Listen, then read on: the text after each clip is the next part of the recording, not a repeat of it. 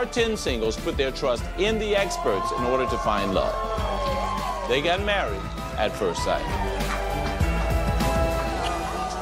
All right, Married at First Sight, season 16. No need for introduction. Let's just get into it. What's up? This season, wild. Hot and steamy. You like the contestants? I like the contestants, but it's more like, I don't know. They don't really seem too compatible this season.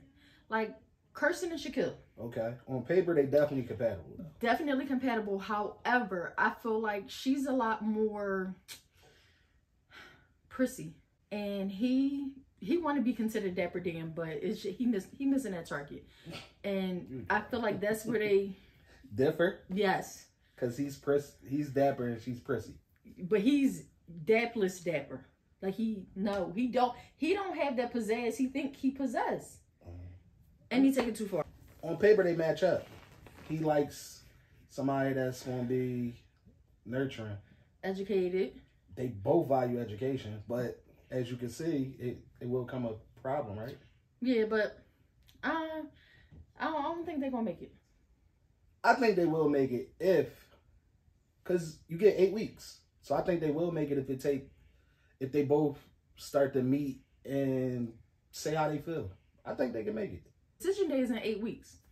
You think they'll be able to say yes in 8 weeks? Yes, because I feel like they're gonna keep working on each other. Why you don't think they're gonna make it?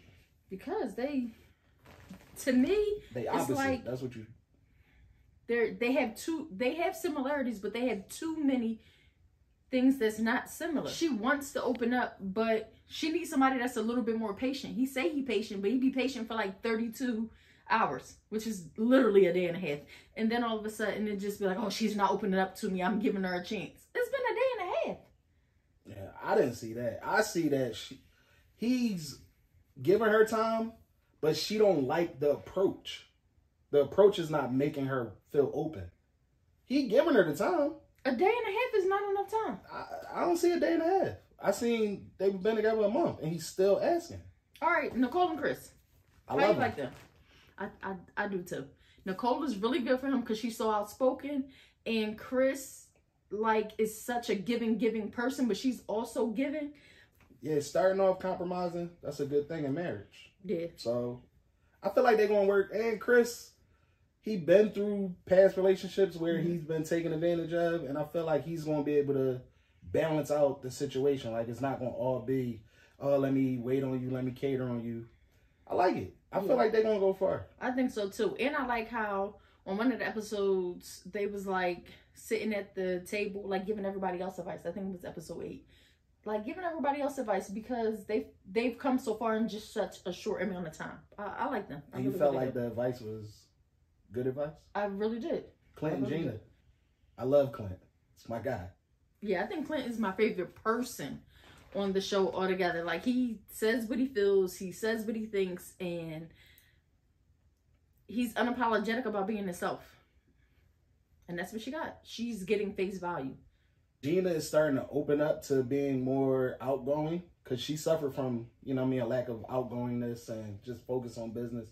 And Clint, he seemed like he can bring her out of that shell, and I dig that. Plus, they had a little bump early on, but I like how they got through it. He admitted he was wrong. She admitted, oh, I didn't know this was offensive. I like it. I see them going far. Definitely saying yes. I think they will go far. I think they will say yes after decision day. Jasmine and Airris. I like Jasmine. I like Airris too, but I feel like Airris is allowing Jasmine looks to hold him back, and Jasmine is pretty much fed up. To me, I guess she's all in. Airris just feel like, I know I signed up, but it's moving pretty fast. So I absolutely love Jasmine. I love her personality. I love what she's bringing to the table. But like you said, she's fed up. And with her being fed up, it's like, what more can I possibly give you? Because I keep giving you this. I keep talking to you. I keep suggesting all of these things. And then he's so caught up on how she looked. He's missing the target. Listen to what she's saying. Enjoy being out on a boat with her. Or enjoy just being in the different settings and stuff together.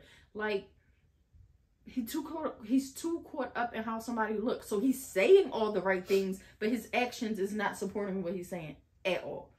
I like Jasmine. I like Airris. I don't like the two of them together.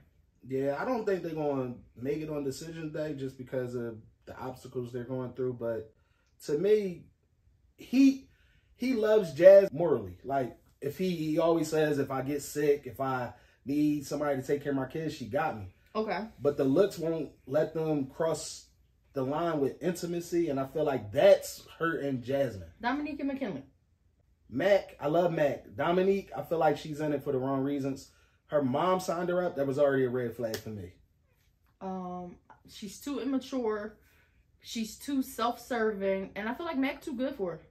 I mean, like, morally. Like, it don't have nothing to do with looks and all that. But, like, I feel like he's way up here. She's way down here. She needs to grow up. She's saying what everybody would want somebody to say. I want somebody mature. I'm an old soul. She's saying all of the right things, but her action does not meet whatever her mom put on that application. It doesn't. I mean, I feel like it was doomed from the get-go just because mom signing her up and Mac being older, definitely probably already knowing what he want out of life.